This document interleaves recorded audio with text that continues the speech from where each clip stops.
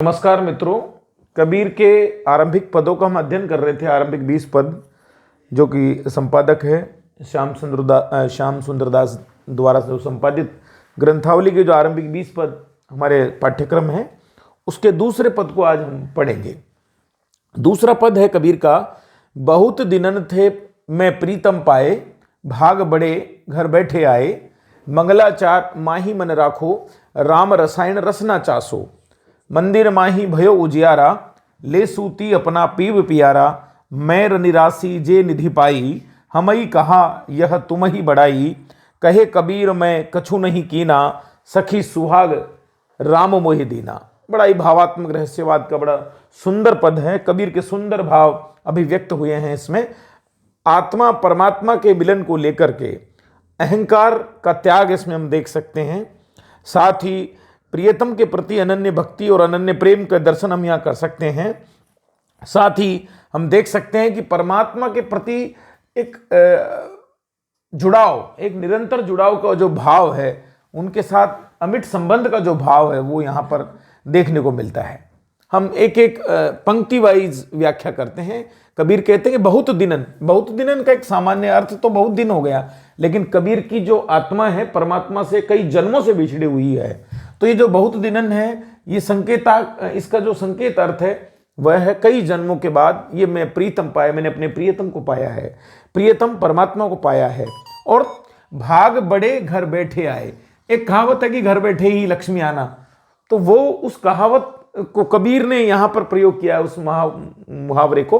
तो घर बैठे आए का अर्थ ऐसे नहीं कि कोई अपने आप आ गई है चीज़, ये साधना पद्धति के बाद ये आगमन हुआ है। कबीर ने साधना की, अपने आप को तपाया है और आत्मज्ञान जो अर्जित किया है, उसके फलस्वरूप परमात्मा खुश होकर के आज घर बैठे आए हैं।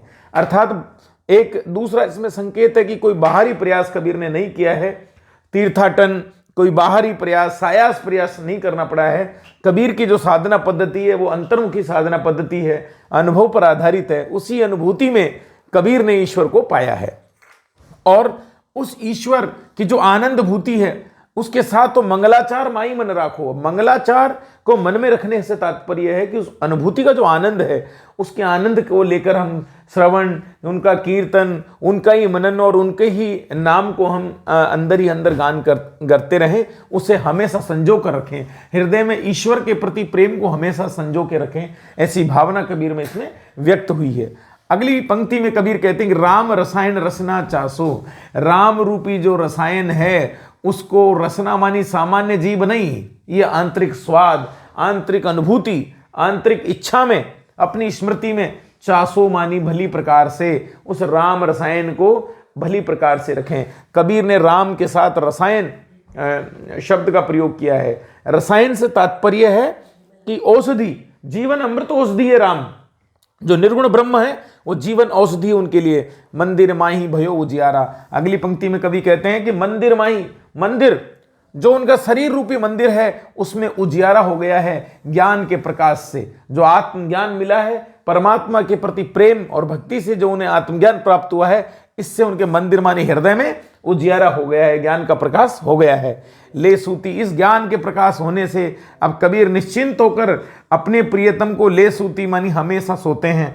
सोने का मतलब निश्चिंत हो गए हैं, अब उन्हें बार बार जागने की आवश्यकता नहीं है, उनका आत्म जागरण हो चुका है और वो निश्चिंत होकर अपने प्रियतमा के, अपने प्रिय के साथ, अपने परमात्मा के साथ सो सकते हैं। इस तरह की भावना, जैसे कहते हैं ना चैन की नींद सोना, तो कबीर ने यह कहा मैं चैन की नींद सो रहा हूँ परमात्मा के साथ, क्योंकि आत्मज्ञान की वजह से वो प्रियतम मुझे मिल गए हैं। अगली पंक्ति में कबीर कहते हैं मैं निरासी जे निधि पाई। ये जो अमूल्य निधि है, इसके कुछ अर्थ और भी मिलते हैं, लेकिन हम यहाँ इसका अर्थ अमूल्य से लेंगे। जो अमूल्य खजाना मुझे मिला है, जिसका कोई मूल्य नहीं है, वो खजाना मुझे इस आत्मज्ञान से, परमात्मा के प्रेम में मुझे मिला है। लेकिन देखिए अगली पंक्ति में जिस प्रकार से तुलसी कहते हैं कि कभी तो विवेक एक नहीं मोरे, सत्य कहूँ लिखे कागज कोरे। जो संत संप्रदाय है, जो संतों की विशेषता रही है, उन्होंने हमेशा जो अपनी भक्ति का प्रतिफल या ज्ञान का प्रतिफल हमेशा कहा कि ये सब कुछ परमात्मा की ही लीला है, वो इसमें सब कुछ अध्यात्म को ही मानते हैं, ईश्वरीय लीला का ही परिणाम मानते हैं। तो उन्होंने कहा कि ये जो मेरी भक्ति है या जो आत्मज्ञान है, ये जो अवस्था है, ये मैंने कोई कोशिश से नहीं पाई है, ये तुम्हें बढ़ाई है, तो तुम्हारी कृपा है। हे परमात्मा, ये तो तुम्हारी कृपा से ही मुझे मिला है।